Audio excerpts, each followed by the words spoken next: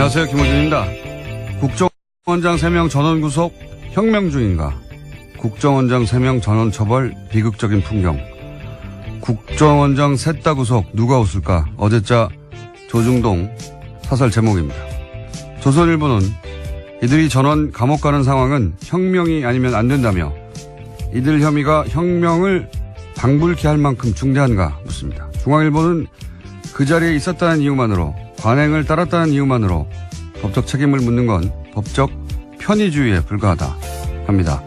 동아일보는 국정원장은 대북 활동의 최전선에 있었던 사람들인데 이들을 모두 잡는 건 북한 좋은 일이란 논리를 펴니다.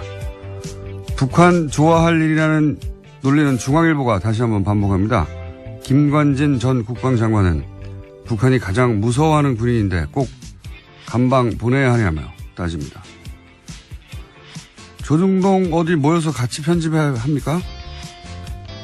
북한이 정말 좋아할 것은 북한이 아니라 자국민을 상대로 심리전을 하고 북한이 아니라 자국민을 사찰하는데 전력을 다했던 그 시절 그 국정원을 정말 좋아했겠죠. 같은 날 같은 말을 동시에 해대는 건 자유인데 그래도 좀 말이 되는 걸로 해야죠. 너무 후지지 않습니까? 김호준 생각이었습니다. 김관진 전 국방장관이 북한이 김정일이 가장 무서워했던 군인이었다. 이 논리를 동시에 사용하는데 조중동이 빨간편 선생님이 같은 선생님 같아요. 이분들이. 네, 그런 군한테 댓글 달라고 지시했던 사람들입니다. 네. 오히려 본래의 목적을 약하게 했던 이들인데요. 김정일 마음속에 들어가 봤나요? 예. 어디서 이런 독심술을 배웠는지. 학원을 좀 소개해 주시면 좋겠습니다. 가장 무서워하는지 알잖아요. 누가 무서워하는지. 자, 적폐 수사, 국정원 개혁. 그만하라는 기사가 계속 나와요. 손발이 아주 딱딱 맞고 같은 날. 그것도 좀 적당히 해야지. 옛날처럼 같은 날, 같은 논조로 같은 사설을 쏟아내면 여론이 그렇구나 하고 수긍하는 게 아니라 요즘은 뭐야 이거 짰어? 이러는 시대예요. 예. 회의를 다시 하시는 게 좋겠다.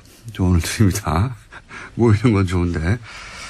자, 아무래도 이 지진 뉴스가 첫 번째죠. 네, 수능 연기. 네, 어제 경북 포항에서 규모 5.4의 지진이 발생했습니다. 이에 정부가 수능 시험을 연기하겠다라고 발표했는데요. 올해 수능은 일주일 미뤄진 다음 주 목요일인 11월 23일에 치러지게 됩니다. 1992년에 후기대학 입시 문제지가 유출돼서 시험 일정이 연기된 적은 있지만요. 천재지변으로 대입시험이 미뤄진 것은 처음입니다. 교육부가 수능을 연기한 것은 포항 지역 수능 시험장에서 적지 않은 피해가 발생했기 때문인데요. 시험장이 모두 14곳이었는데 점검한 결과 10곳에서 건물 균열 등 문제가 있었다라고 합니다. 이게 이제 컨디션 조절이 걱정이 되는 학생이나 부모들도 있겠죠. 예. 그리고 일주일 더 이제 마음을 졸이는 게 힘든 학생들도 있을 수 있고 뭐 각자 사정이 다르니까 불만도 당연히 있을 겁니다. 그렇죠? 예. 조선일보가 이제 재빠르게 이 불만을 캐치해서 이거 참 빨라요, 조선일보는. 사회적 갈등을 최대화하는 방향으로, 예, 기사 논조를 잡았더라고요. 예. 포항을 생각하면 수능 연기가 맞지만, 예, 59만 수험생은 대혼란이다. 예. 잘못된 결정이라는 기조하에 조선일보가 오늘 아침에 기사를 냈던데. 그러면서 이제 일주일 후에는 자연재해가 다시 일어나지 않으려는 보장이 없다. 연기할 필요가 없다는 이제 모 교장의 말로 기사를 끝을 내요. 예. 근데 제가 보기엔 말이죠. 이 결정은 안전의 문제이기도 하지만 실제 이제 시험장이 불안한 것도 있고요. 예. 집에 못 들어간 학생도 있거든요. 네, 그렇죠. 어제 정말 큰 지진이 일어났었거든요. 근데 이게 보다 근본적으로는 제가 보기엔 이건 철학의 문제예요. 조선일보 기사에는 이게 없으니까 자꾸 컨디션 얘기만 하고 있고 그 다음에 일주일 후에 뭐 지진 나지 말란 법 있어? 이런 얘기만 하고 있는데, 여진이 있을 수도 있죠, 실제. 네, 실제로 예. 지난해 9월에 경주에서 바로 다음날 46번이나 여진이 있었다라고 합니다. 근데 이게 이제 안전의 문제에서만 바라볼 일이 아니고 보다 근본적으로는 이건 제가 보기엔 철학의 문제인 것이 포항에서 예를 들어서 오늘 집에 못 들어간 학생들이 있단 말이죠. 포항에서 시험장이 불안한 것도 있고 포항에서 여전히 있을 수도 있어요. 그러면 이 지역 학생들은 자기 잘못이 아닌데 명백히 불평등한 조건에서 시험을 치릅니다. 근데 그동안 우리 사회에서는 이렇게 소수가 예를 들어 불평등이나 불공평하거나 불만을 겪고 그럴 경우에 그런 불평등, 불공평은 다수의 편의를 위해서 참아야 한다. 그런 걸로 문제를 해결해 왔거든요. 근데 이번 결정은 정반대예요. 소수가 다수를 위해서는, 그러니까 포항 학생들은 좀, 희생이 되더라도 다른 학생들, 더 많은 학생들의 컨디션을 위하여, 예. 그러니까 소수가 다수를 위해서 희생해도 좋다. 이 철학을 뒤집은 거거든요, 그동안. 그러니까 지금은 만약 할 수만 있다면 다수가 조금 불편해도 소수에게도 공정한 기회가 주어질 때까지 다수가 다 함께 참아줘야 된다. 이런 철학이 여기 반영된 겁니다. 사실 그게 굉장히 중요한 거라고 봐요. 이런 식의 결정이 있지 않았거든요. 그러니까 이게 없으니까 컨디션 조절 얘기만 하는 거예요. 예. 시대가 바뀐 겁니다, 사실은. 이런 결정은. 그래서 저는 대단히 중요한 결정이라고 보는데, 예. 아, 그렇게 세상이 바뀌고 있구나. 이게 철학이 그렇게 시대 정신이 바뀌고 있다. 이걸 못 보니까 계속해서 이런 얘기만 하는 겁니다. 그냥 학생들이 뭐 문제지를 던졌다느니 뭐 컨디션이 뭐 대단하다고요. 일주일 있다 조절하면 되죠. 무슨 대단한이라고 자꾸 그걸 가지고 얘기하는데. 뭐 생명과 안전보다 중요한 건 없으니까요. 예, 안전만 얘기해서도 안 되고요. 예, 예. 안전도 물론 중요한데 근본적으로 철학이 바뀐 거예요. 이런 결정이 없었거든요. 할 수 있으면 그 소수도 공정한 기회가 주어질 때까지 다수가 참아주는 게 맞는 거거든요. 그게 중요한 거다. 이 결정의 철학은 그런 거라고 저는 봅니다. 예. 자, 뭐 일주일 연기된 거는 다들 아실 텐데, 예. 이 대목을 짚어주는 것이 없어서. 예. 다음 뉴스는 뭡니까? 네, 어제 정호성 전 비서관이 유죄 판결을 받았습니다. 박근혜 전 대통령의 지시를 받아서 최순실 씨에게 청와대 문건을 넘겨준 혐의가 인정된 건데요. 1심 재판부는 정 전 비서관에게 징역 1년 6개월의 형을 선고했습니다. 특히 재판부는 정 전 비서관과 박근혜 전 대통령의 공모관계를 인정했습니다. 자, 여기 중요한 대목은 이제 공모관계를 인정했다는 거죠. 예. 네, 그래서 판결문을 박근혜 전 대통령 재판부에 추가 증거로 낼 예정이라고 합니다. 자, 다음 뉴스는요? 네, 박근혜 정부 시절 국정원이 청와대에 상납한 돈이 30억 원 더 있다라는 오늘 아침 뉴시스 보도가 있었습니다. 그러니까 청와대로 들어간 특수활동비 규모가 70억 원에 달한다라는 건데요. 지금까지는 40억 원이 상납됐다라고 검찰 조사 밝혀졌는데 나머지 용처가 확인되지 않은 30억 원이 더 있다라는 겁니다. 이 중에 일부가 국회로 유입됐을 가능성도 거론되고 있습니다. 아마 국정원에서는 열심히 이제 해명을 했겠죠. 예, 뭐, 어차피 정확하게 그 내용을 알 수는 없고 항목을 정해서 이건 뭐 대북 공장에 사용된다든가 이런 식으로 해명을 열심히 했을 텐데 어떤 해명으로도 그 설명이 안 되는 돈이 이제 30억이 비는 거죠. 예. 네, 그렇죠. 불법으로 사용됐다라는 건데요. 예, 3천만 원도 아니고 30억이 비는 건데 제가 보기에는 이제 40억 그 이전에 청와대에 상납했다는 40억보다 이 30억이 더 치명적일 수도 있겠습니다. 네. 어쨌든 30억이 더 나왔다. 근데 아무도 얘기를 하지 않고 있다. 그래서 네, 조사를 그렇죠. 하려고 한다. 여기까지고요.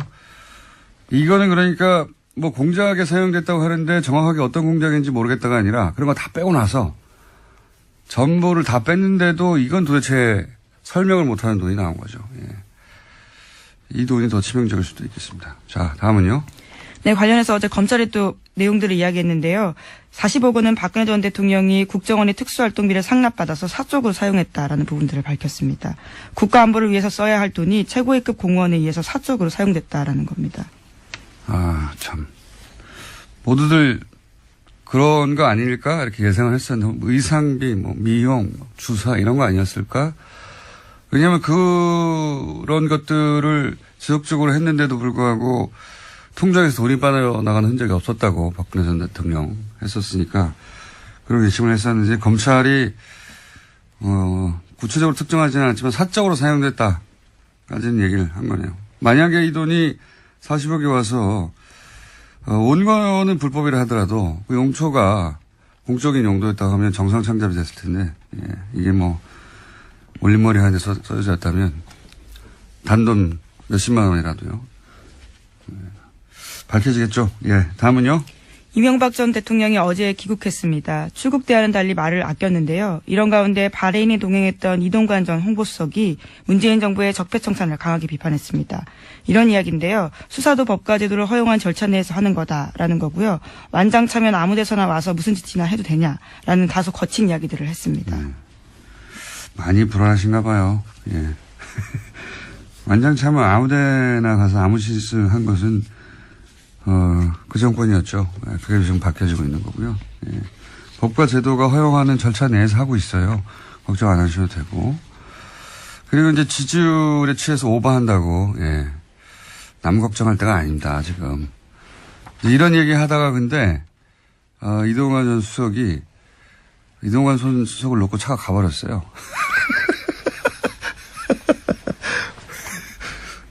그래서 이걸 SBS에서 이런 짜투리 영상만 모여서, 예, 보도하는 뉴스 있지 않습니까?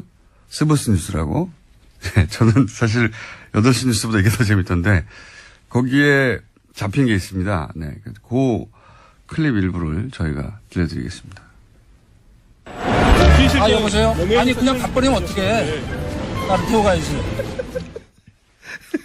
어제 같이 귀국을 했었는데 이제 기자들과 함께 이야기를 하다 보니까 차를 놓쳐. 그 기자들이 이제 이동관 수석이 이런 말 하고 있으니까 계속 카메라 들이대고 마이크 들이대잖아요. 예, 물어보고 싶은 게 많으니까요. 막 쫓아가서 그런 사이에 차가 가버린 거예요. 버릴만 냅두고. 그래서 이동관 수석이 전화하는 장면입니다. 아니 날 두고 가면 어떡해 이렇게. 전체를 보면 더 재밌는데요. 예, 굉장히 재밌는 장면이었습니다. 자, 본인들을 걱정할 때다. 네. 5년 후 보자, 뭐 이런 얘기도 있던데, 예, 5년 후 말고 5주 후 본인들을 걱정할 때다. 자, 다음 순요. 네, 현재 국정원은 이건희 삼성전자 회장의 차명 계좌와 관련한 후속 조치를 진행 중입니다. 그런데 국세청이 2007년 이후에 발생한 관련 부당소득에 대해서만 과세 조치가 가능하다라는 판단을 내렸다는 주장이 나왔는데요. 더불어민주당의 박용진 의원의 이야기입니다. 그래서 국세청이 관련해서 기획재정부에 유권 해석을 요청했다라는 겁니다. 아, 이건 말이죠. 이게 삼성과 관련된 일이기만 하면 우리 정부 부처들이 굉장히 손만방인데요. 이게 2008년에 불법적인 차명 계좌가 드러났잖아요. 네, 그렇죠. 그렇죠? 그러면 2018년이면 아직 있어요. 그때 밝혀진 차명 계좌 전체에 대해서 과세를 해야 되는데 국세청 얘기는 뭐냐면 이제 이 제척기간, 소위 이제 부정행위가 입증된 제척기간 해가지고 2007년 혹은 2008년의 계좌에 들어있던 금액만 하겠다는 거예요. 근데 그때 이미 돈이 다 빠져나갔거든요. 그러면 뭐 과세할 게 없는 거예요. 이게 네, 말이 그렇죠. 안 되는 건데, 만약에 전화 박원지 기자가 네, 김은지입니다. 그리고 박용진 의원이고요. 네, 두 분을 합쳐놓으신 네. 건가요? 그러네요. 김은지 기자가 10년 전에 불법 행위가 들켰다. 네, 안 했습니다. 그러면 그 행위 들켰을 때 들킨 돈 전체에 대해서 과세를 해야죠. 네, 그렇죠. 이 회장 같은 경우에는 차명계좌 개설이 1980년대부터 이뤄졌다라고 하는데요. 그런 것들을 고려하면 상당 금액의 소득이 과세 범위를 벗어나게 된다라는 겁니다. 과세할 게 없어지는 거예요. 네, 깡통계좌 과세. 이러면 안 됩니다. 거죠. 네, 이러면 안 되도록 뉴스공장에서 계속. 네, 김은지입니다. 아니, 뉴스공장에서요. 계속 저희가 주목하고 있겠습니다. 자, 하나 정도 더 하면 끝내야 될 것 같습니다. 오늘 리얼미터가 있어가지고요. 네, 시진핑 중국 주석의 특사가 내일 북한을 방문합니다. 중국 고위급 방북은 1년 9개월 만인데요. 이번은 방북을 통해서 북중 관계가 개선될지 관심이 쏠리고 있습니다. 그리고 저 뉴스도 또 나왔어요. 트럼프 핵버튼 네, 그렇죠. 제안하려고 하는. 예, 청문회가 지금 열리고 있는데요. 열렸습니다. 14일, 현지 시각으로 14일인데 미국 상원외교위원회가 관련한 청문회를 열었습니다. 미 의회가 대통령의 핵공격 명령 권한을 견제하는 청문회를 연 건요. 41년 만입니다.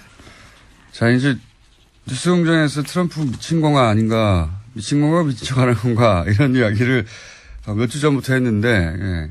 트럼프가 미친 거 아닌가라는 말을 여기서 미쳤다는 말은 사실 이런 표현이죠. 정상적으로 핵버튼을 맡겨도 되는가, 그렇게 정신건강이 건강한가, 정신건강에 문제 없나, 이런 질문인데, 이게 이제 저희가 하는 게 아니에요.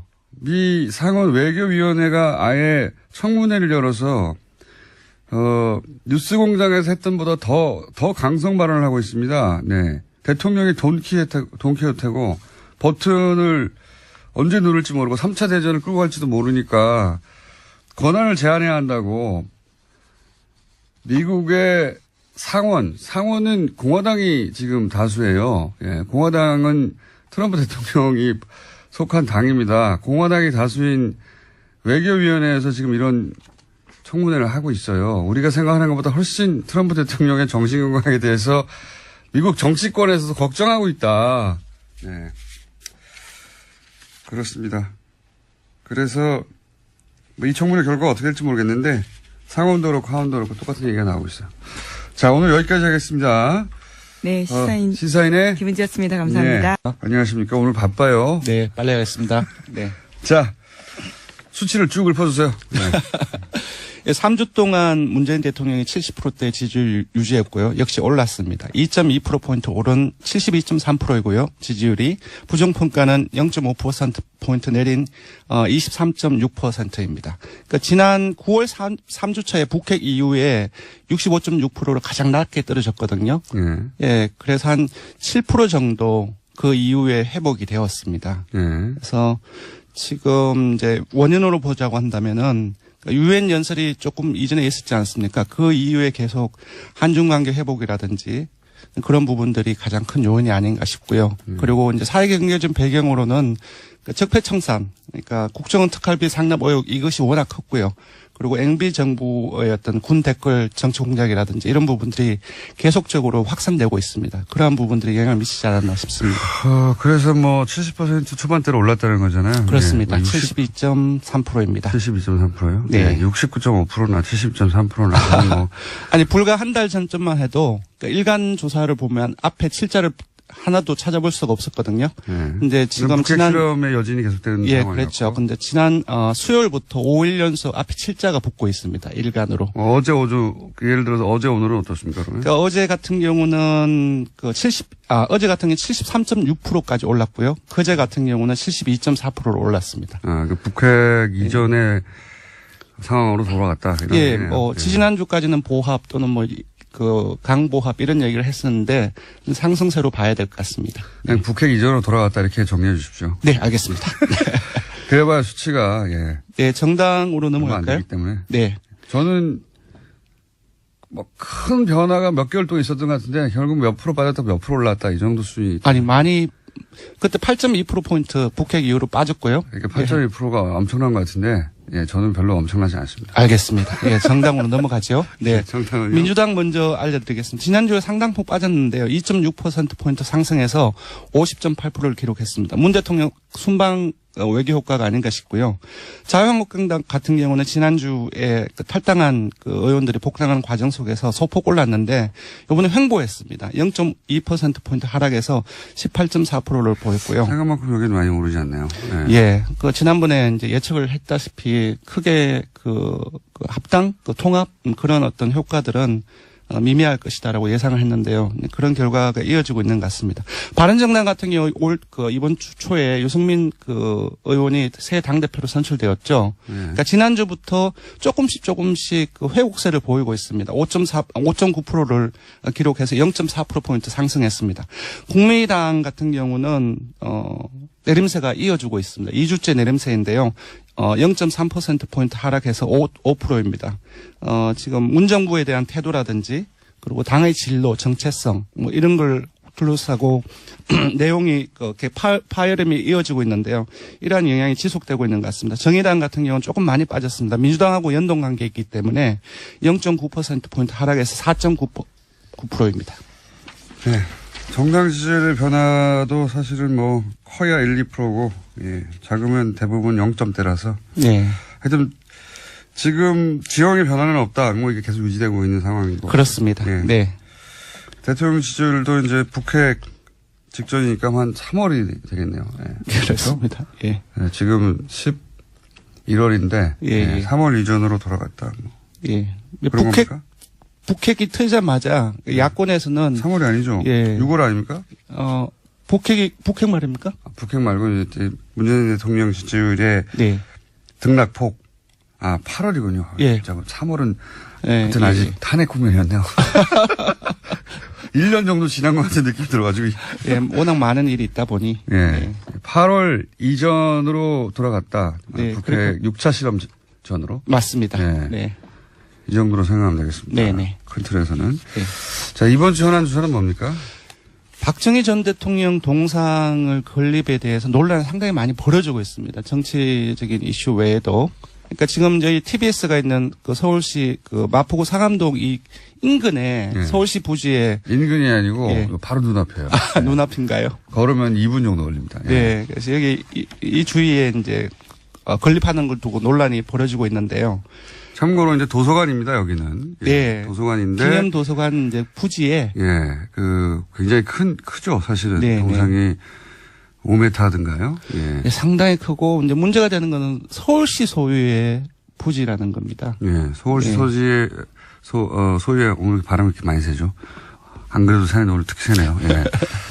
그래서 거기서 이제 위원회를 구성해서 설치할 건지 말 건지를 위원회에서 결정해야 한다고 해요. 예. 네. 그런데 이제 그 이전에 설치할까봐 또 네. 우려했던 분들도 있고 또는 당연히 설치해야 된다는 분들도 있죠. 예. 그래서 그 여론조사를 한번 해봤다 이거죠? 네, 그렇습니다. 결과는 반대가 대다수로 나타났습니다. 66.5%가 나왔고요. 예, 그러니까 3명 중 2명은 반대하고요.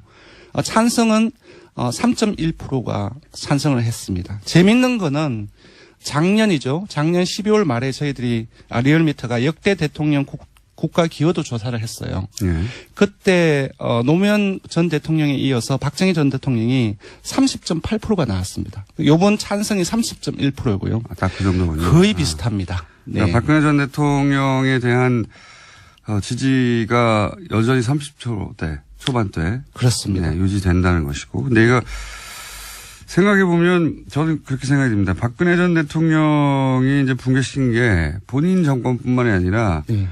우리 사회에서 한 60년 이어졌던 박정희 패러다임을 근본적으로 사실은 붕괴시키는 역할을 했다. 동상 건립 정도는 일반 국민 여론사 뭐 그럴 수도 있다고 생각할 만한 사안인데 혹은 팽팽하거나 이렇게 확 기울은 건 사실은 박근혜 전 대통령의 공장장 그 말씀에 그 동의를 하는 게 지금 TK 같은 경우도 그 반대가 많습니다. TK 에서도요? 54%. 그러니까 의외네요. 예, 국정농단 이후에 그 아버지 박정희 전 대통령에 대한 인식들 자체, 태도 자체도 근본적으로 좀 흔들리고 있는 과정이 아닌가라는 생각이 듭니다. 왜냐하면 이게 뿌리를 거슬러 올라가면 박정희 전 대통령 시절의 최태민으로부터 이어진 그것이 결국 여기까지 왔기 때문에 사실은 이미 사망한 분의 그리고 이게 신화는 사실은 무너뜨리기 굉장히 힘든 건데 그렇습니다. 의식체계에 들어가 있는 거라 예 그게 그렇게 됐네요. 그래서 TK에서도 오히려 반대가 높다. 예, TK 의외네요. 뭐 60대 어르신들 보수층을 제외하고는 거의 대부분이 반대가 높습니다. 알겠습니다. 조사 개요는요? 예, 이번 주정조사는 TBS 의뢰로 이번 주 월요일부터 수요일까지 전국 19세 이상 성인 1,512명을 대상으로 했습니다. 유무선 전화면접과 자동응답 혼용 방식으로 실시했고 표본 오차는 95% 신뢰 수준 플러스 마이너스 2.5%포인트였습니다. 응답률은 6.1%고요. 현안 조사는 TBS 뉴스공장 의뢰로 어제 하루 동안 실시했습니다. 성인 511명을 대상으로 실시했고 표본 오차는 플러스 마이너스 4.4%포인트였습니다. 알겠습니다. 지금까지 리얼미터 권순정 조사 분석 실장이었습니다. 고맙습니다.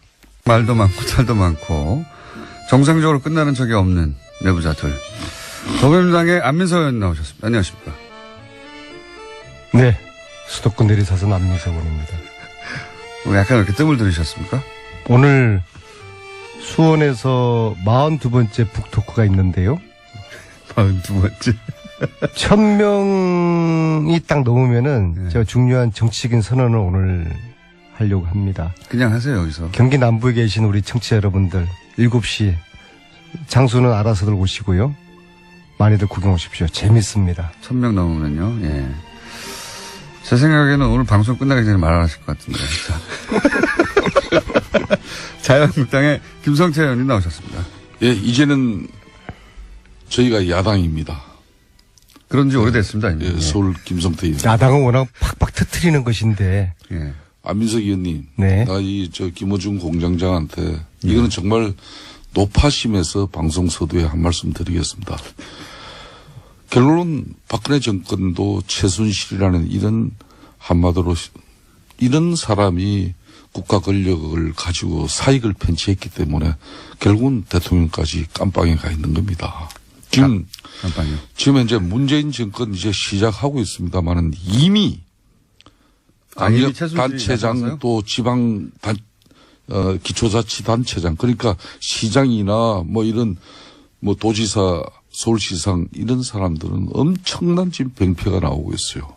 지난 국정감사에서 박원순 시장의 가장 오른팔이라 그럴 수 있는 최측근인 벤창엄 SH공사 사장이 블랙리스트 문건을 가지고 공사 인사 및 조직관리 운영에 충분하게 그게 참고가 됐다는 부분. 제가 그 문건을 이번 국정감사에서 공개해서 결국 그 사장이 이제 옷을 벗게 됐어요. 오늘은 박원순 때리기입니까? 예. 저는 왜 이야기하는 거면은 박원순 시장 희하에도 블랙리스트는 나오고 또 성남시장 이재명 시장이 성남시에 그러니까 저소득 취약계층 사회적 이런 취약 약자 그룹들의 부채 탕감 이 부채 탕감을 위한 채권 매입을 목적으로 만든 공익 시민 단체가 있습니다. 희망살림이라는 이 단체가 있는데 어떻게 이 단체가 대한민국 최대 포털 사이트인 네이버로부터 무려 네이버 본사가 성남에 있고요. 그렇죠. 그건 아시죠? 2년에 걸쳐서 네이버로부터 40억을 이 희망살림이라는 바로 이 시민 공익단체가 네이버로부터 돈을 받아요. 이거 지난주에 말씀하셨던 이야기 게 아니에요? 들어봤어요. 이제 안민석 의원께서도. 네 차례에 걸쳐서 40억을 받아가지고 결론은 39억을 성남FC에다가 이 희망살림이라는 이 희망살림은 성남시의 취약계층들의 그런 부채 탕감을 목적으로 채권 매입을 목적으로 만든 이 시민공익단체가 언제부터 초거대 재벌 포털 사이트로부터 40억을 받아가지고 그걸 저희 얘기 좀 제지 좀 시켜주십시오. 39억을 저거는 저희가 아니, 이야기 가장 들어보세요. 우리 유력한 20년 만에 지금 도지사를 탈환하려고 하는 이재명 시장 흔드는 거 아닙니까? 안민석 의원께서도 최순실 가지고 진실을 이야기할 때 내가 절대 끼어들지 않았습니다. 저 이야기 들어보십시오. 저는 팩트만을 그래서 이야기했습니다. 이 네이버가 왜 성남의 이런 희망살림에게 근 40억을 갖다가 이렇게 줬겠습니까? 네이버가. 그러고 난 이후에 공교롭게도 네이버는 제2 본사 사옥을 성남시 분당 정자동에 건축 허가를 받아냅니다. 오늘 여기까지. 안 되는 것이었어요? 오늘 여기까지 딱 이야기하고. 책임질 수 있는 말씀이세요? 당연합니다. 예. 그러니까 저는 안 되는 곳이었는데 그걸로 간 겁니다. 아니 뭐 안 되고 대구를 떠나가지고. 되는 곳에 가는 거는 문제 없잖아요. 아니 뭐 네이버가 아니 이렇게 본연의 희망살림이라는 저소득 취약계층의 부채 탕감을 목적으로 채권 매입을 이렇게 하기 위해서 만든 그런 공익 시민단체의 목적 설립 요건이 있다면은 그걸 위해서 아마 줬을 거예요. 네이버는 40억을. 그렇다면 그 네이버로부터 40억을 받았다면은 이 희망살림이라는 시민단체는 진짜 성남시의 취약계층을 위해서 부채 탕감을 위해서 이 돈이 써야져야 되는데 문제는 성남시 성남FC 축구단에 이 39억을 고스란히 그대로 전달합니다. 언제부터 이런 공익시민사회단체가 성남의 FC 축구단에 그대 대기업 포털 사이트로부터 돈을 받는 창구로 이용되어졌는지 한번 그래서 대답 이재명 한번 시장 해보세요. 여기 한번 모시기로 했잖아요. 이재명 시장 쪽에서는 여러 번 해명했다. 여러 번 해명했고 저희가 안 그래도 인터뷰 요청했는데 여러 번 해명했고 기사를 찾아보시라고. 좋습니다. 오늘 여기서 제가 한 가지만 더 밝힙니다. 바로 그 희망살림이라는 만든 이 시민사회단체의 상임이사가 지금 공교롭게 민주당의 현역 모 의원입니다. 여기까지 먼저 하겠습니다. 아니, 더 하셔도 됩니다. 더 하셔도 되는데. 그리고 어쨌든 FC. 박은순 예. 시장께서도 변창흠 자신의 예. 최측근이 지난 3년 동안 SH공사를 통해서 엄청난 서울시 주요 사업들의 개발 현장에서 이 SH공사가 어떤 일을 했는지 많은 저희들은 제보를 받고 있습니다. 박원순 시장이 SH공사 사장 퇴임으로 이 블랙리스트 묶은 이 상황을 끝장내서는 안 됩니다. 반드시 본인도 그에 상응하는 책임을 김 의원님은 예. 우리 보수 정치 세력도 부패했고 그래서 국정농단 일어났지만은 진보 세력인 당신들도 똑같다. 예, 별 차이가 없다. 그걸 말씀하시는 거예요. 저는 그렇습니다. 저는 그래서 문재인 적어도 대통령 박원순, 이재명 두 분에 있어가지고는 김성태 의원님 지금 주장하는 것을 저는 그렇게 믿지 않아요. 이게 이제 안민석 안민석 의원님 벤치마킹 하는 거예요. 안민석 의원님 만일 박원순 의원님이 시장 희하에 몇 년간 해가지고 성공하셨지 않습니까? 그거 하시는 박원순- 거예요. 제 안민석 따라하기. 예, 예, 아니 맞습니다. 뭐 저는 다른 게 아니라 진실을 이야기하는 거예요. 박원순 시장 최측근 SH공사 사장이 SH공사 1,500명 직원을 대상으로 그것도 최고위급 간부 1급 2급 간부들을 대상으로 박원순 시장하고의 관계 동그라미 세모 엑스표 그리고 진보 성향에 따라서 또 그런 구분 만일 그런 블랙리스트가 실제적으로 존재했다 그러면은 이거야말로 최순실 국정농단보다도 자, 가름할 수 있는 그런 예. 중요한 김성태 의원님, 예. 다스는 누구 거예요? 다스는 지금 현재 네. 윤석열 서울중앙지검장에게 한번 물어보세요. 저한테 물어보지 말고. 그래도 답변을 MB 준비해 측근이었던 김성태 의원님은 알고 계실 거 아니에요? 저는 분명하게 이야기지만 MP 측근이 아니었습니다. 18대 좀 때 친박이었습니까? 저는 가장 이명박 대통령을 비판을 많이 했던 사람 중에 한 사람입니다. 자, 여기서 여기까지만 하겠습니다. SH공사 얘기는 저희가 또 그 박원순 시장 혹은 뭐 서울시로부터 답변을 한번 요청 받아보고요. 우리가 이 자리에서 예. 서로에 대한 상대 당에 대한 어떤 정책과 비전을 신랄하게 공격하고 비판하고 선의 경쟁하는 자리가 돼야 되는데 저 아침부터 새벽밥 먹고 나오셔가지고 그 사람들 저렇게 막 네거티브 하시고 참 애처롭습니다. 아무리 지금 야당이 먹고 살 게 없다 할지라도 안민석 의원님. 좀 달리 포지션을 안민석 의원님. 잡으시면 안 됩니까? 그 최순실 국정농단을 네. 들고 사회정의와 공정한 세상 불평등을 없애야 된다고 그렇게 아니 최순실하고 목소리를 이재명하고 올릴 때는 그걸 언제입니까? 정치할 문제입니까? 야당일 때는 그렇게 서민약자 정의를 부르짖던 민주당의 중심 안민석 의원이 아니 이번에 홍종학 지금 현재 장관 청문회 끝나고 청문 보고서 채택 안 됐죠.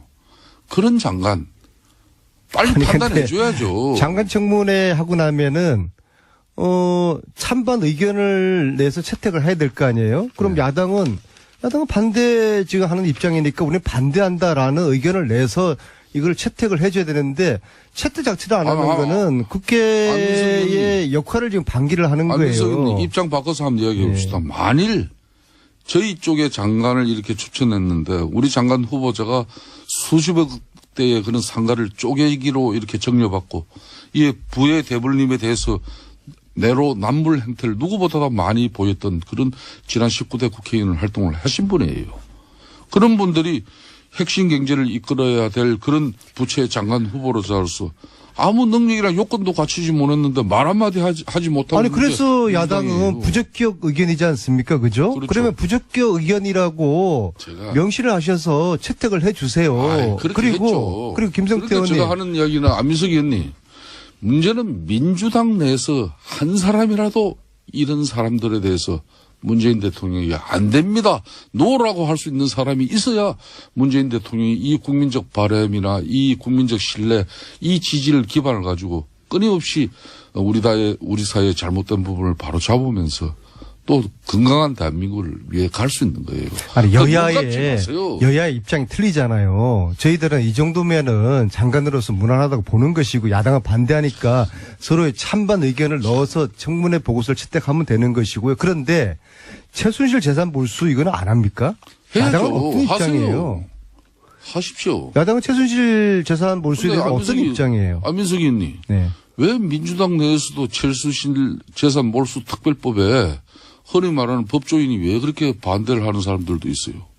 저희들은 민주정당이니까 찬반 다 인정하고 존중하죠. 그래도 저희들은 120명 중에서 105분이 서명했는데 자유한국당은 단 한 분도 김성태 의원님 빼고 단 한 분. 한 분 있지 않습니까? 김성태 의원님도 사실 저한테 뭐 전문용어로 엮여서 하신 거죠. 진짜로 이게 엮여서 최순실재산 나는 몰수 의사 있습니까? 우리 자유한국당 김성태 의원님 빼고는 아무도 찬성하지 않은 거 아닙니까? 왜 찬성하지 않아요? 자유한국당 의원들 그렇게 배만하면 안 돼요. 예? 자유한국당이 만일 의견은 존중하는데 작년 이해할 수 없죠. 국회 대통령 탄핵 때도 자유한국당 의원 절반 이상이 우리 국민들의 분노를 받들어서 아무리 우리가 만든 대통령이지만은 최순실이라는 이런 한마디로 인간에 의해서 국가 권력이 사익으로 편취되어지는데 이용되어졌다면은 그걸 용납하지 못한 쉽게 말하면 집권당이 당시 새누리당이었습니다. 네, 다음 주 특별법 토론회는 제가 김성태 의원 꼭 나오실 그렇기 거죠? 때문에 지금 민주당도 건강한 당청 관계가 유지돼야 예, 알겠습니다. 문재인 대통령이 정말 훌륭한 대통령으로 될 수 있어요. 그래들이나 잘 하세요. 언제 권력 잡았다고 말해야 미국 비행기 한번 탔다고 그렇게 안민석 의원이 언제부터 그렇게 그게 달라졌어요? 그렇게 배가 아프세요? 시트가 뭐 그렇게 그 이야기 꺼내시고요. 근데 제가 지금 북토크를 한 40번 이상을 전국을 돌아보니까는요, 깜짝 놀란 게 국민들은 최순실 재산 몰수가 되었거나 앞으로 잘 될 줄 그렇게 알고 계셔요. 합시다. 하자니까요. 찬성하시는 자, 것이죠? 그러면 김성태 근데 의원님은 김성태 의원님 혼자만 하자 하시는 거 아니에요? 당내에서 하자고 자유한국당은. 이렇게 확 끌고 가려면 자리가 필요하지 않습니까? 원내대표라든가. 원내대표 이런 거? 공약으로 이거 한번 내걸어 보세요. 저는 자신 있습니까? 저는 지난번 최순실 국조특위 위원장을 하면서도 잘못된 것은 잘못된 것으로. 아니, 그럼 그때는 그랬죠. 의원님, 그 근데 이제 대신 잠깐만요. 불필요한 오해와 한 달쯤 있으면 편견이 있다면 그건 바로 잡아야죠. 한 달쯤 있으면 원내대표 있지 않습니까? 뭐요? 자영. 자영국당에 아니, 원내대표 있지 않습니까? 아니, 김호준 네. 공장장하고 안민석 의원께서 이 남해당 원내대표 선거 절대 초치지 마시길 바라겠습니다.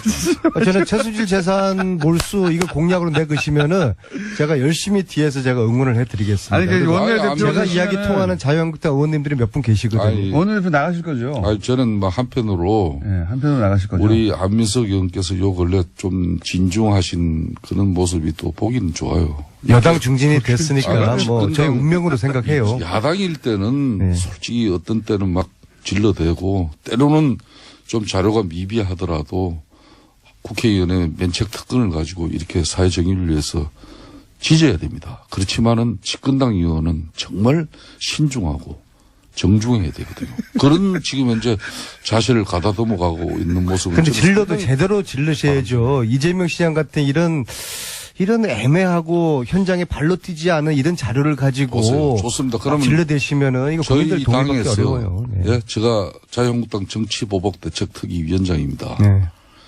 저는 최순실 국조특위 위원장 할 때도 당시 대통령 국가권력 우리 직관 등의 많은 동료 의원들이 있었지만은 국민들 눈높이에 맞춰야 된다는 게 저는 저 소신이었어요. 그렇기 때문에 이재명 시장과 박원순 시장도 잘못한 게 있다면 올바르게 국민들한테 평가받을 수 있도록 우리가 알려야죠. 이렇게 그 하시면 역할 되겠네요. 제가 하겠습니다. 오늘 42번째 안민석의 수원 북토크에 김성태 의원님이 깜짝 출연하시는 겁니다. 그래서 자유한국당에서도 최순실 재산 몰수 이거 함께 추진하겠다. 그러니까 내가 개인- 앞장서겠다. 제가 궁금한 건 그렇게 개인으로서 한번 오늘 오시죠. 수원에. 개인으로서는 이미 이제 그 법안 이름을 올리셨으니까 제가 궁금한 건 자유한국당의 이제 다른 의원들도 환수법에 동참하자고 하려면은 의원님한테 힘이 필요한데 원내대표 곧 있으니까 여기 나가시냐 이거죠. 나가셔서 저는 원내대표 뭐 조만간에 저에 대한 출마에 대한 입장을 나가시는군요. 나가시면 말씀하시나 보구나. 나가시면 만약 원내대표 되면 이 재산 환수법 관련해 가지고 안민석 의원께서 예. 정말 최순실의 국정농단을 위한 사익을 편취한 그 부분을 국가재산으로 환수 몰수하기 위한 그런 노력이라면 저는 협조합니다. 그 대신 그래요? 네, 아니, 감사합니다. 개인적으로 말고 그 이상으로 해서 그 차이는 이걸 어디서 정쟁이나 갈라집니까? 정치적 목적에 또 네. 패닉을 취하기 위한 그런 수단으로 이걸 가져가면 그거는 저는 그걸 우려해가지고 민주당 내 동료 의원들도 이 법에 대표님, 예. 별로 대표님이래 내가. 이렇게 초를 치고 있으니 참. 아니, 원내대표가 실제로. 상대는 누구예요? 상대가 가장 그러니까 유력한 상대가. 잠깐만, 하나만 약속받고. 실제 만약에 원내대표 출마하시고 원내대표가 되시면 최순실 재산환수법에 다른 자유한국당 의원들도 참여하도록 만들겠다. 저는 아직까지 아무런 위치에 있지도 않는 사람입니다. 만약에 된다면요. 근데 된다면 저는 아직 출마의 입장도 공식적으로 표명하지 출마하신다면 그렇기 때문에 저는 지켜보십시오. 사람이라는 것은 지금까지 살아온 저의 삶이나 족적을 가지고 그러면 평가를 그 하는 거지. 전제를 달고 출마하시고 당선되시면 이거는 하시는 걸로 그럼 같이. 그런 제가 김호중 공장장한테 강요받지 않아도 예. 우리 국민들의 다 알아서. 분노와 예? 네. 왜 국가 권력이 어느 개개인의 이익을 위해서 존재해야 됩니까? 그거는 용납할 수 없는 거 아닙니까? 그러면 원내대표 되시면 그걸 같이 하시는 것으로 예, 힘차게 약속을 꼭 그러면은 뭐 고개를 끄덕끄덕 하셨어요. 그럼요. 고개를 그럼요. 끄덕끄덕. 네, 좀 촬영이 되는 거니까. 촬영이 돼 그리고 있습니다. 오늘 저녁에 수원 북토크 쇼. 또 그만 얘기하시고. 책 팔아서 빨리 독일 한번 또 갔다 와야 되는데요. 제가 정중하게 제가 초대할게요. 누굽니까? 상대편 원내대표. 안민석 의원께서 후보. 북토크 정말 고생하시면서 잘 하시는데 아무리 뭐 같은 동료 의원을 하루 전이라도 뭐 일정을 말씀해 주셔야지. 저도 지금 바쁩니다. 예? 본인만 바쁜 게 아니고. 예? 원내대표 라이벌은 누굽니까? 홍문정 의원인가요? 그거는 뭐 언론 기사를 보셔가지고 다 잘 하실 거 아닙니까? 저는 적어도 그러니까 여야를 나가시네. 불문하고서 나가시는군요. 예. 원내대표 되셔도 나오시는 거죠 여기? 아니 뭐 몇 번 이 방송이 예. 많은 제가 살아가면서 이 방송처럼 괴롭힘을 많이 당한 방송. 나도 복수를 해야죠. 저도 뉴스공장 때문에 정치 인생이 많이 엉클어졌어요. 안민석 의원하고 김성태 의원님만 피해본 게 김호중 아니에요. 공장장하고 내가 같이 해가지고 얼마나 내가 힘든 시절을 많이 보냈는지 모릅니다. 그렇기 그렇지만 때문에 내가 굳건하게 아, 또 섭니다. 원내대표 되셔도 나오시는 것으로 그러면 뭐 일정 부분은 제가 일정 부분. 뭐 하루아침에 내가 이렇게 뭐 하루 아침에. 나는 제일 중요한 게 신의를 중요하게 생각합니다. 예. 그럼 당을 왜 옮기셨어요? 그래서 그때 뭐 저를 얼마나 괴롭혔습니까? 그런데 왜 이번에는 별로 안 괴롭히다 보니까 또. 이번에는 뭐 이제 대세가 기울었지 않습니까 사실. 가신 분들도 별달리 욕도 안 먹고 그냥 그 안에서 그죠? 그 자유한국당 조용히 의원님들은 흡수. 다스가 누구 거라고 보세요?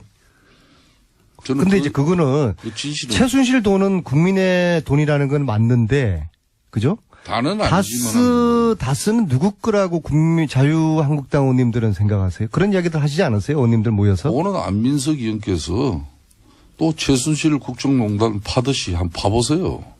그리고 지금 현재 정권도 넘어가 있는 상태고 중앙지검의 윤석열 지검장이 의지를 제가 가지고 두더지입니까? 저 이제 파는 거 그만하고 저는 요즘 정책과 비전을 만들어내는 여당 의원으로서의 역할에 굉장히 많은 시간을 할애하고 진짜 있고 뭐. 이게 시리즈로 앞으로 1, 2, 3탄 한 10탄까지는 계속 터질 거고요. 예. 조금 그걸 기대해 주시고요. 이제 안민석 파는 거 의원이- 이제 안 합니다, 저는. 안민석 의원이 요즘 확실히 달라졌어요. 네. 뭐 우리 집 아이만 달라진 게 아니고 안민석 의원도 달라진 게 저는 대단히 요 근래 행복으로 느낍니다. 아, 그게 그렇게 읽혀집니까? 좀 달라졌어요. 집권당은 네. 진정- 그리고 제가요. 두 분의 호흡한 대화를 밖에 나가서 야당은 하시고, 좀 더 네. 화력을 좀 더 강하게 준비하시고 쏠 때는 국민들이 야 깜짝 놀랄 만한 신뢰 있는 데이터를 가지고 하셔야 됩니다. 당연하죠. 안민석 의원 절대 제가 볼 때는 야당 탄압하는 데 앞장서지 마세요. 아직도 여당으로 아직도 이 착각하시는 것 같아요. 제가 오늘 이 자리에서 한 가지만 마지막으로 밝히겠습니다.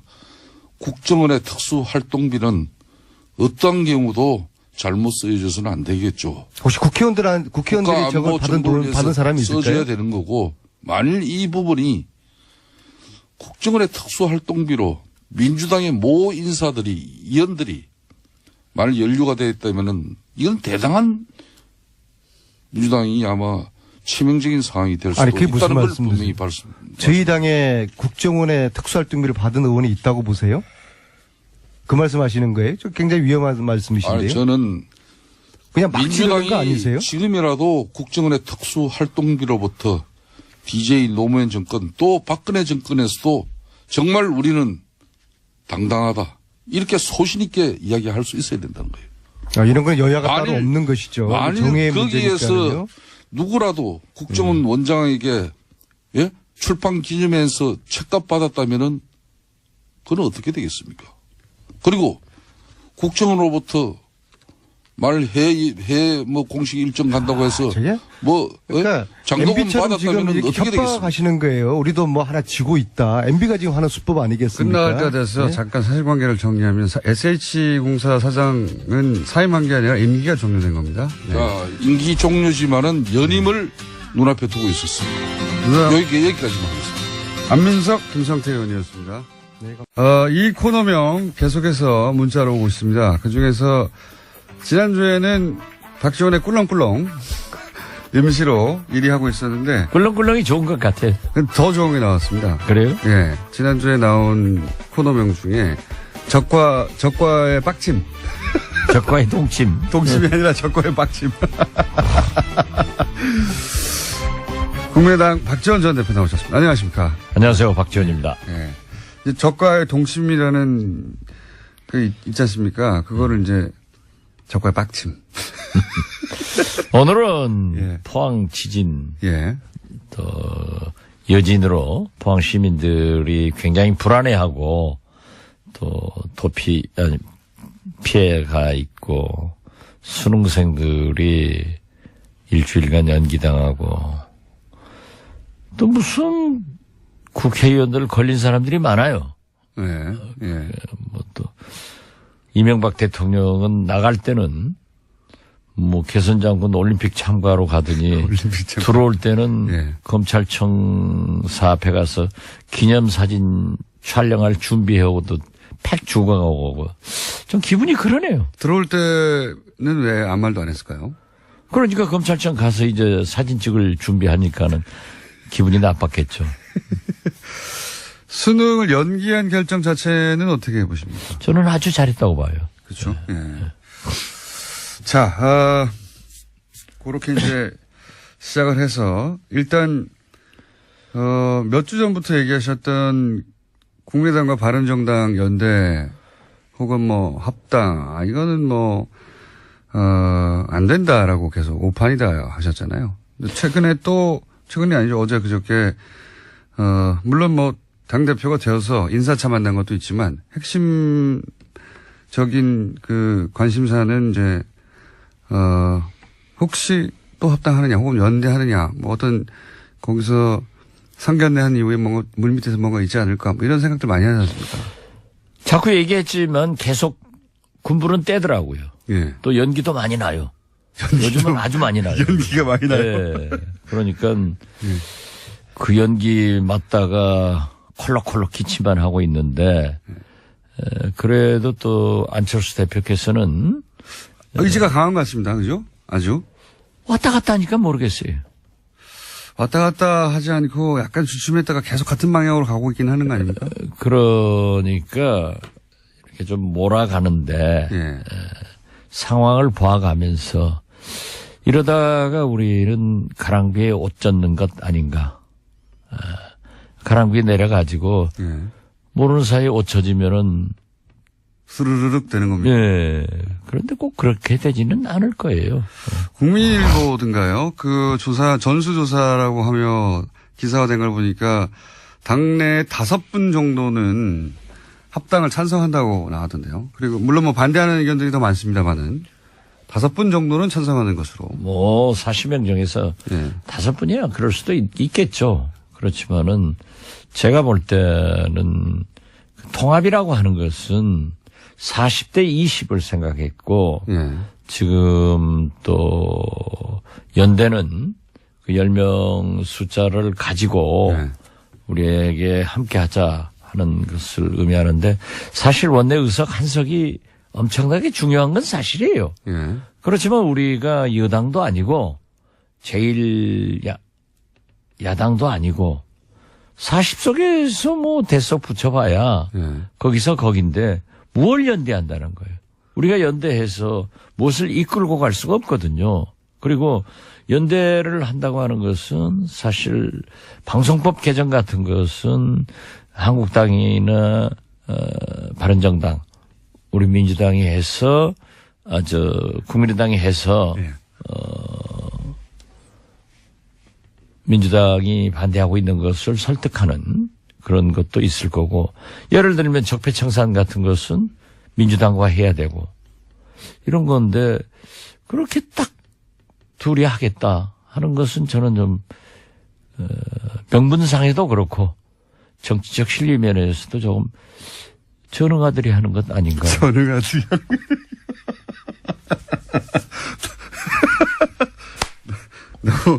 너무 센 발언하셨는데. 그렇잖아요. 전응아들이 하는 거 정치는 명분과 실리가 있어야 되는데 예. 뭐가 있어요? 명분이 있어요? 실리가 있어요? 둘 다 없다고 보시는 거죠. 네, 그렇죠.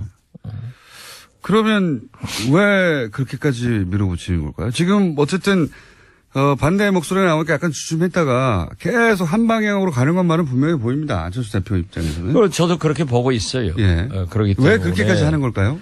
저하고는 요즘 일체 예. 며칠간 대화가 없고 아 그래요? 심지어 그 밑에 측근들도 전혀 연락이 없던데. 대표님은 다른 정당에 있는 분들하고도 다 통화하시잖아요. 근데 같은 당의 대표하고 지금 약간 멀어지셨어요. 그래도 우리 당 대표하고 통화를 제일 많이 했는데 요즘 안 해요. 그래요? 예. 전화가 안 옵니까? 예. 저도 할 일이 없고. 그래서 아무튼 저는 그래요. 소원해주셨군요. 지금 바른정당이 예. 11석이 남았는데 어제 보도도 보면은 대석은 서너 명 더 갈 수도 한국당으로 있다. 간다. 예. 6명 내지 3명이에요. 그랬을 때 뭐가 필요한가? 한 7, 8. 이르 선호가 있는데 예.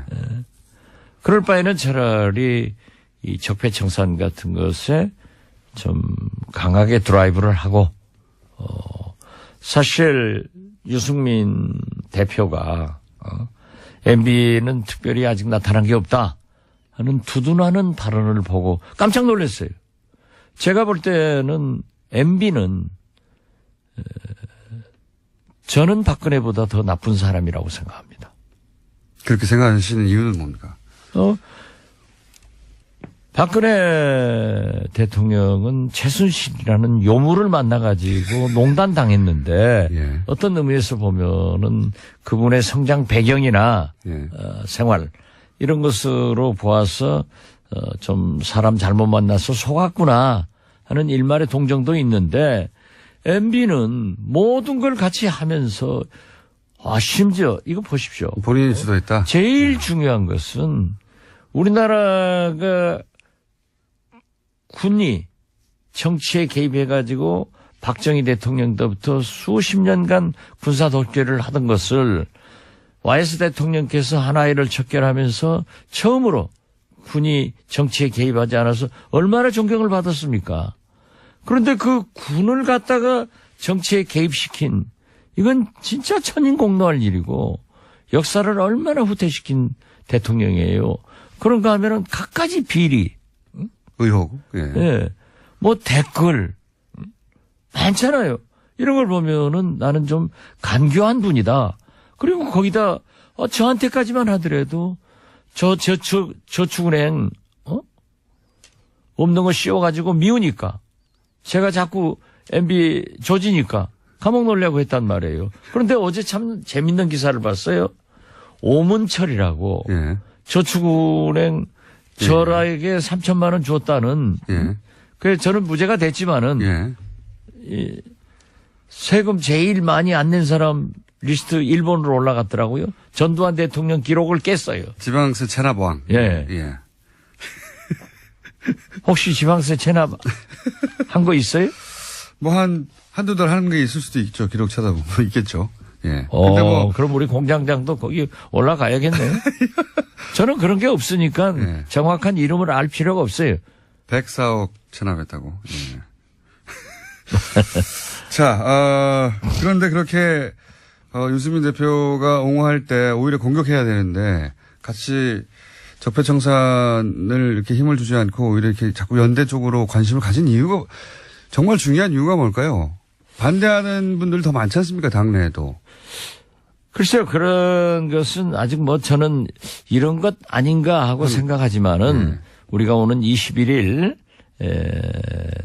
끝장 토론을 하기로 했으니까 거기에서 모든 것을 얘기해야지 또 여기 이 불법 방송에서 얘기하면은 합법 발언도 의심되기 때문에 이런 거 아닙니까? 혹시 제가 보기에는 이런 걸까라고 생각되는 게 뭐냐면, 당내 반대가 있다는 건 명백한 것이고요. 이미 많은 의원들, 대표님 포함하여 많은 의원들이 그거 안 된다. 정체성도 다르고, 실익도 없고, 명분도 없다는 얘기를 많이 하셨는데, 그러면 나갈 테면 나가라. 그렇게. 나갈 테면 나가라. 그렇다고 해서 딱히 나갈 것도 없지 않느냐는 자신감 하나.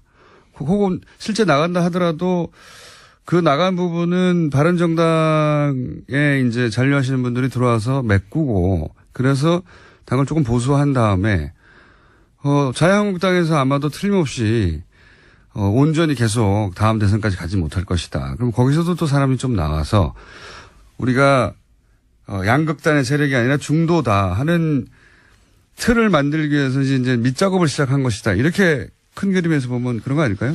제가 볼 때는 부분적으로 맞는 부분도 있는데 공장장 실력이 그 정도 가지고는 분석이 안 되고 제 분석은 명확해요. 어떻게 되는 겁니까? 나갈 테면 나가봐라. 그거 있고요. 너희들이 어디로 가겠느냐. 그런데 그걸 믿었다가 그렇게 얘기했다는 큰 코 다칩니다. 그래요? 그렇다는 얘기는 나갈 수도 있다는 거네요? 그렇게 그 지능이 좀 공장장 정도 되면은 자꾸 그렇게 묻는데 또 재지능 정도 되면은 항상 여백을 남겨두는 거예요. 한번 생각해 보라고. 정치자들이 그걸 생각해야 계속 듣는 거예요. 알겠습니다. 나가실 수도 있고. 이 정책 연합에 대해서는 나는 그 반대는 하지 않습니다. 그렇지만은 무엇이 우선순위냐 이거예요. 이 시대에. 이 시대의 우선순위는 적폐청산과 개혁에 있어요. 그런다고 하면은 이명박 박근혜 적폐청산이나 국정원 이런 문제에 대해서는 민주당과 연합이 돼야 되고 방송법 개정은 민주당이 약속하고 냈던 것을 안 하기 때문에 한국당과도 연합할 수 있다. 케이스 바이 케이스로 연합할 수 있는데. 그렇기 때문에 이것은 그렇게 강조할 필요성이 없는 거다. 당연히 해야 하는 일이다. 정책연대는. 그런데 제가 세 번째로 유승민 대표가 과거에 햇볕 정책, 그 탈호남 이런 얘기를 하다가 많이 변했더라고요. 그 변한 것은 좋은 의미로 변하면 좋은 거예요. 좀 유연해졌다? 유연해진 건 사실이에요. 그런데 그게 감춰진 발톱이 보일 수도 있다. 그렇기 때문에 우리도 그렇게 믿어서는 안 되는데 아무튼 유연해진 것은 좋다고 저는 받아들이고요. 그런데 중도 보수를 얘기를 했어요. 중도 보수. 그러면서 1차적으로 국민의당 다음 한국당과 한다. 하는 것을 1차적으로 바른정당 그다음에 다음 한국당. 아니요. 유승민 대표도 1차적으로는 국민의당, 유승민 대표도 2차적으로는 한국당 그래서 보수 대연합을 한다. 여기에 이명박 대통령도 외국으로 나가면서 통합하라라고. 통합하라. 이런 걸 보면은 일련의 보수 대연합의 한 방법으로 우리 국민의당이 끌려 들어가지 않느냐. 그런 우려가 있죠. 그런데 그러니까 현재 우리 국민의당 의원들한테 너희 나갈 데가 있느냐. 나가려면 나가봐라.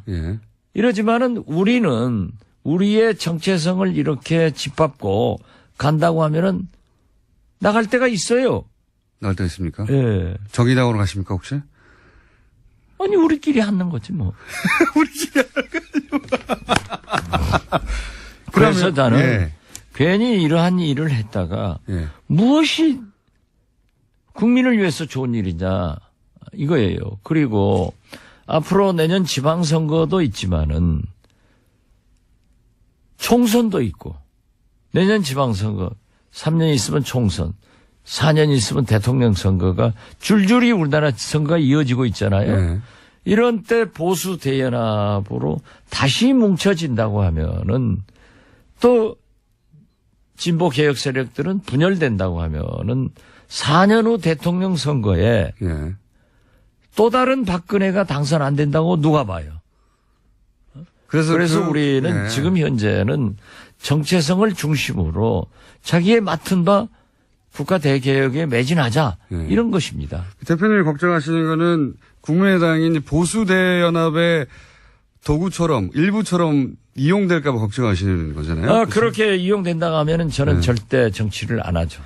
그런데 함께 안 합니다. 그런데 이제 그래서 유승민 대표도 국민의당하고 나중에 자유한국당과도 어떤 중도 보수 연합을 생각하시는 거고 유승민 대표 입장에서는 안철수 대표 입장에서는 자 뭐 호남에서 일부 반대하는 의원들이 있는데 나갈 테면 나가고 그렇게 그 강한 진보의 색깔은 좀 떨쳐내고 중도 보수를 본인을 중심으로 생각해서 국민의당의 일부와 바른당 일부와 그리고 자유한국당에서 일부 떨어져 나온 분들 해가지고 이렇게 또 본인이 중심이 된 당을 생각하고 그 중간에 이제 만나는 지점이 유승민 대표하고 있어서 유승민 대표와 본인이 경쟁해서 그 당에서 이기고 그 다음에는 대선 후보가 되고 이런 구상 아닐까요? 뭐 안철수 대표가 여러 그림을 그리겠지만 예. 뭐 2012년 대통령 선거부터 지금까지 대통령 그림도 실패했고 예. 또 박원순 시장 서울시장 4년 전 그 서울시장 그림도 결국 지금 자기가 시장을 나오려고 하더라도 그렇게 큰 당선 가능성이 있는 건 아닌지 알아요. 지금은 그렇습니다. 예. 지금 기준으로는. 그렇기 때문에 저는 그림 잘 못 그리는 사람으로 봐요. 그림 잘못 그리는 사람. 그런 그림인 것 같긴 하죠. 제가 방금 얘기한.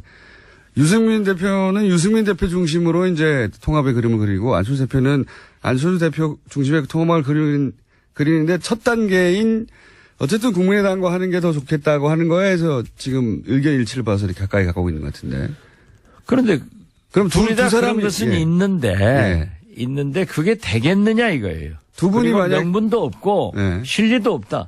이렇게 저 바른정당이 깨지지 않고 예. 20석이었다고 하면은 국민의당 40, 바른정당 20 플러스 해가지고 60석이면 상당한 영향력을 행사할 수 있었는데 예. 바른정당이 깨져가지고 한국당으로 가버리니까 한국당의 의석은 껑충 뛰고 바른정당은 원내 교섭단체도 없어지고 또 우리한테 오더라도 우리가 의석수가 예.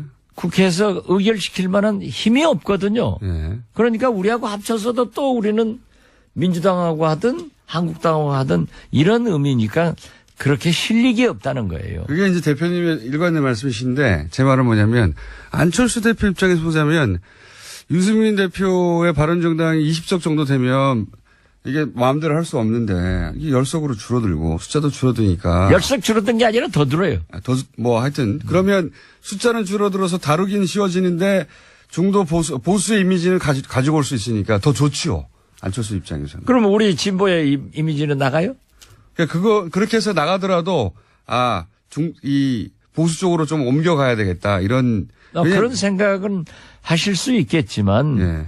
저는 그것이 성공하지 안철수 못했다. 대표가 성공할 수 있는 길이 아니다. 길이 아니다. 예. 그래서 이렇게 지금 20일 날 대토론회 하면 결론이 어떻게 날까요? 개판될 것 같아요.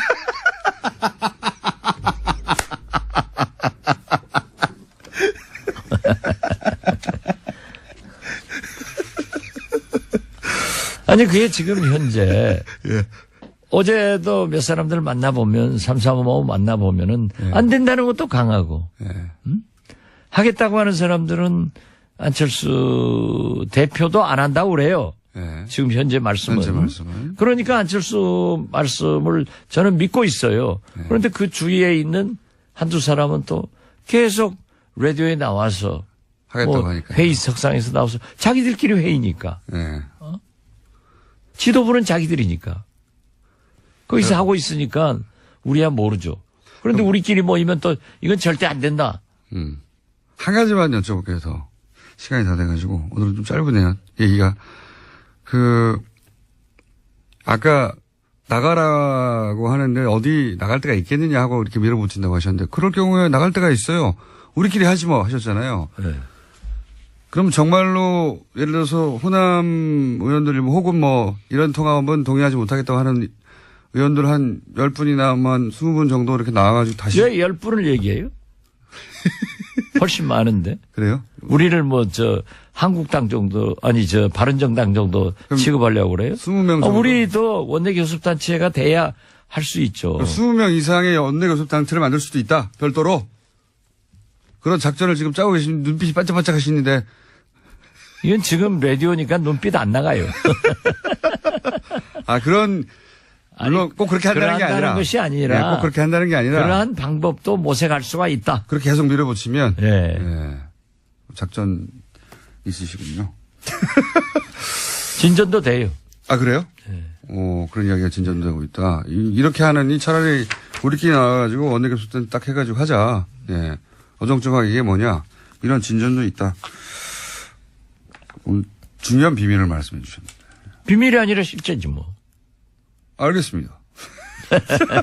자, 적과의 빡침. 오늘 여기까지 하겠습니다. 국민의당 박지원 전 대표였습니다. 감사합니다. 예, 감사합니다. 에서 5.4 지진이 발생했죠.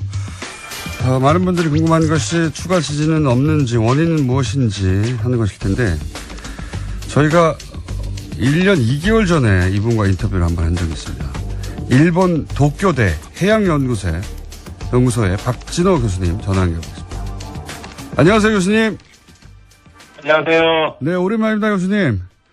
예, 오래간만입니다. 예. 네, 그때 무슨 말씀을 하셨냐면은 이제 우리나라도 해양 지진, 해일 이런 위험성이 없다고 할 수 없다. 그런 말씀 하셨지 않습니까? 예. 예. 예.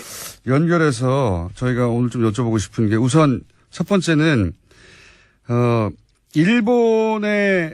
동일본 대지진이 2011년이었던가요? 그때 있었죠? 예, 맞습니다. 네. 예. 그때 지진과 경주 지진 혹은 지금 포항 지진과 상관관계가 있습니까? 지금까지 봤을 때, 네. 작년 경주 지진도 그렇고, 어제 지진도 그렇고, 예. 역시 2011년에 발생했던 규모 9.0의 동일본 대지진의 영향으로, 예. 아시아 전역에서 지진을 일으키는 에너지, 활성단층에 축적된 응력의 불균형 때문에, 예. 양산단층을 비롯한 주변의 파생단층의 활성도가 증가한 것이, 작년 경주 지진, 그리고 어제 포항 지진의 원인이라고 생각되고 있습니다. 일본 대지진이 크게 판을 한번 흔들어 가지고 주변의 그렇죠. 지층에서 이제 불안정한 부분들이 이제 더 활성화됐다 이런 거네요, 한마디로. 예. 예, 맞습니다. 예. 상관이 그렇게 보고 있다. 있습니다. 자, 그러면 일본 대지진 정말 엄청난 규모였는데 9.0 숫자만 들어도 지난번 경주 지진 때 그런 말씀하셨지 않습니까? 앞으로 이게 끝이 아니고 예. 지진이 더 올 수도 있고 또 해일도 올 수도 있고 이런 거에 대한 연구와 대비가 있어야 한다고 말씀을 하셨는데 예. 그럼 그런 말씀대로 하자면 지금 포항 지진이 끝이 아니라 한반도에서 지진이 앞으로도 지속적으로 더 올 수도 있겠네요. 그죠?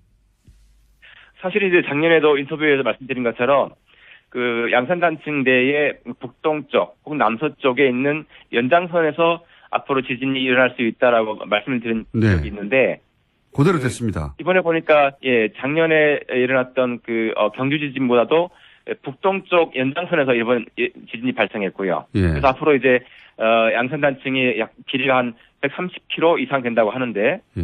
그런 전반적인 양산단층대의 다른 단층대에서도 또 다른 지진이 일어날 수 있는 그리고 바다 쪽도 마찬가지고 그런 가능성이 충분히 있다고 생각되고 있습니다. 그러니까요. 저희가 이제 다시 1년 2개월 만에 오신 이유가 작년에 하셨던 말씀대로 되어가고 있어서 근데 이제 그 중에 작년에 하셨던 말씀 중에 제가 제일 기억이 나는 게 해일 같은 거, 그러니까 해저면에서 지진이 발생해서 해일 같은 거 있을 수 있다. 예. 그런 무서운 말씀을 하셨어요. 그것도 역시 여전히 그런 가능성도 염두에 두고 계십니까? 예, 맞습니다. 사실 작년 경주 지진하고 어제 포항 지진의 관계를 보면, 예. 지진이 양산 단층 대를 따라서 남서쪽에서 북동쪽으로 이동하는 그런 모습을 보이고 있다는 것이 대단히 흥미로운 사실인데요. 예. 만약 그렇다면, 이 상태가 그대로 된다고 한다면, 예. 이 추이가 유지된다고 한다면, 앞으로 양산 단층의 동해 바다 쪽, 연장선, 저희는 이제 그 지역을 울릉분지라고 부르는데, 예. 그 울릉분지의 대륙 사면을 따라서 향후에 이번 포항 지진과 유사한 지진이 발생할 수 있고요. 예. 그리고 만약에 울릉분지의 대륙 사면, 즉 해저면이 붕괴할 경우에 예. 그 해저 산사태가 발생할 수 있고 예. 그런 대규모 해저 산사태는 바로 쓰나미를 일으킬 수 있는 그래서 어쩌면 그런 쓰나미가 우리나라 동해안에 위치한 원전에 위협을 가할 수 있는 그런 잠재 요인으로도 생각하고 있습니다. 아, 그게 가장 무서운 시나리오인데요. 예. 그러니까. 예. 지금 지진이 이렇게 일어나는 방향성을 봤을 때 북동쪽으로 가고 있고, 그러면 동해안 예. 쪽, 울릉도 근처에 대륙삼해라고 하셨습니까? 예. 울릉 분지라고요. 울릉 포항 분지. 앞바다입니다, 바로. 그거, 쪽에. 울릉도로, 거기가, 포항 앞바다군요. 그러면 예. 연장선판이, 예. 그쪽 지역에서 해일이 만약에 정말 그런 일이 있어서는 안 되겠지만 있으면, 원전의 안전에 대해서 걱정해야 되겠군요, 실제로. 실제로 걱정을 하고 경계를 해야 할 걸로 알고 있습니다. 어허. 굉장히 무서운 시나리오인데. 그러면, 물론 그런 일이 있으면 안 되겠지만, 사실은 뭐 정부가 하는 일이라는 게 그렇게 퍼센티지가 뭐 1%만 돼도, 0.1%만 돼도 그런 거 대비해야 되는 거 아니겠습니까? 네, 맞습니다. 네, 이럴 위험성에 대비하기 위해서는 뭘 어떻게 해야 됩니까? 그 역시, 우리나라, 일본도 마찬가지지만, 그 지진의 발생에 대해서는 이제 아주 작은 가능성이라 할지라도 아주 보수적으로 최대한 그렇죠. 맞습니다. 준비를 해야 되는데 역시 작년도 그렇고 올해도 보니까 역시 지진 쓰나미 연구를 위한 그 인력 양성이 시급할 것 같고요. 네. 그다음에 지진을 조사할 수 있는 즉 육상 지진뿐만 아니라 바다에서 일어날 수 있는 지진도 포함해서 예. 그런 지진을 조사할 수 있는 관트 인프라를 조속히 구축하는 것이 시급하다고 생각합니다. 아, 그렇군요. 그 분야는 일본이 뭐 가장 앞서가는 분야인데, 예. 교수님이 도움을 많이 주셔야 될 것 같습니다. 사실, 예. 일본도 지진이나 또 이런 문제에 대해서는 일본만큼 대비가 철저한 나라도 없었는데, 이 쓰나미 한 번에 원전이 사고가 났지 않습니까? 그렇죠. 예. 그것까지는 일본도 예측하지 못했던 거죠. 그 정도 강도는. 물론이죠. 예. 예. 철저하게 대비한다고 했는데 그러니까 그런 예. 교훈도 있으니 지금 이 일본 사례를 연구하기도 하고 이 쓰나미에 대해서 연구하기도 하고 어떻게 대비해야 되는지 인력도 양성하고 시설도 확충하고 해야 된다 이거죠. 예, 맞습니다. 어허. 더 큰 지진, 그러니까 지금은 이제 동해안 쪽에서의 쓰나미 가능성에 대해서, 가능성이 아주 낮아도 대비해야 한다는 말씀이시고, 예. 육지에서도 더 큰 지진이 가능할 수 있습니까? 사실은 이제, 어제 지진 난 것이, 전진인지 본진인지 아직 확실하지 않다는 것이 문제가, 되고 있고요. 우리 언론에서는 본진이라고 얘기하는데 이게 본진이라고 딱 단정할 수 없나요? 그렇게 저는 단정하기 어렵다고 보는데 그 이유는 예. 아시는 것처럼 2011년 동일본 대진이 일어났을 때 예. 그 본진이 일어났던 3월 11일 날 예. 이틀 전에 예. 바로 규모 7.3의 전진이 일어났고 그래서 이제 이틀 후에 났기 때문에 예. 어제 지진 난 이유가 이것이 전진인지 본진인지 알려면 예. 앞으로 2, 3일이 최대한 고비가 될 것 같고요. 또 한 가지는 연쇄 지진입니다. 예. 사실 이제 잘 아시겠지만 작년 4월에 일본 큐슈 지방에 구만모토에서 커다란 지진이 연쇄적으로 발생했지 않습니까? 예. 그 지진 자체는 구만모토 지진 자체가 이번 양산단층에 일어났던 이번의 지진과 아주 유사한 그런 성질을 갖고 있어요. 그래서 작년 4월에 구만모토 지진 경우도 그 4월 14일에 규모 6.5 지진이 발생했고, 예. 그다음에 하루 뒤엔 15일에 규모 6.4. 예. 그리고 이틀 뒤인 16일에 규모 7.3의 지진이 연쇄적으로 발생했습니다. 특히 이런 양산단층 같은 수평이동 단층의 경우에 연쇄적으로 지진이 발생할 수 있기 때문에 앞으로 2, 3일을 최대한 경계하는 방편이 좋겠습니다. 그렇군요. 우리 언론에서는 뭐 5점 몇 정도면은 이게 본진이라고 보고 이제 뭐 여진 정도 있을 것이라고 했는데 그게 아니라 일본의 사례를 보면 일본에서도 7점 뭐 몇이면 이게 본진이라고 생각했는데 며칠 있다가 9.0이 왔다는 거죠. 예. 맞습니다. 이틀 뒤에 일어났었죠. 동일본 대진 경우에. 예. 그러니까 이게 본진이라고 단정할 수는 아직은 없다. 2, 3일 더 봐야 된다. 그래서 2, 3일 정도 2, 3일이 아마 최대 고비일 것 같습니다. 알겠습니다. 저희 오늘은 그 정규 코너들 때문에 짧게 하는데요. 그 해일과 관련된 이야기, 해저 지진에 대한 이야기는 저희가 따로 한번 시간을 마련하겠습니다. 그 얘기는 좀 자세히 들어야 될 것 같아요. 가능성이 아무리 낮더라도. 예. 예, 준비하겠습니다. 예, 감사합니다. 알겠습니다. 오늘 말씀 여기까지 듣겠습니다. 감사합니다. 예, 감사합니다.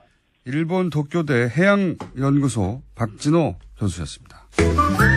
김진애 박사님 나오셨습니다. 안녕하십니까? 네, 안녕하십니까. 자, 네. 오늘 어디서부터 얘기할까요? 오늘 갑자기 지진이 있어가지고. 아니, 제가 딱 한 주 안 나왔는데 네. 2주일 동안 일이 너무 많았어가지고. 예. 그러더니 드디어 급기야 지진까지 나네요. 정말. 트럼프 왔던 것도 굉장히 여러 가지 에피소드가 많았고. 예. 블랙하우스 오픈한 것도 뭐 있었지만. 하여튼 간에 어저께 지진. 요 얘기 근데- 잠깐 하고 넘어가야죠. 네, 지진, 저는 길에 걷고 있었어요. 그리고 방송 준비하고는 하고, 솔직히는 이렇게 큰 건지 모르고 지나갔는데. 저는 그리고- 느꼈습니다. 네. 살짝 흔들리는. 아니, 근데 한 3, 4층만 있던 사람들 다 느꼈다 그래요. 그래서 그 후에야 이것저것 사철 지정을 알게 됐는데, 아니, 일단 하나는요, 뭐 오늘 수능 못 보신 분들 굉장히 마음이 혼란스러우시겠지만, 다행히 어저께 나서 얼마나 다행인가. 그러니까요. 오늘 마냥 났으면, 큰일 날 뻔했어요. 어떡할 뻔했나. 막 이런, 막 생각하니까 막 소름이 끼. 그런 건 정말 대재앙이거든요. 포항에서 시험 치는 학생들 어떡합니까, 그러면? 그럼요. 다 뛰어나가야 되는데. 네, 다 뛰어나가고. 그리고 요새는 스마트폰 있고 그래가지고 금방 또 알게 되거든요. 아무리 그러면요. 좋아도.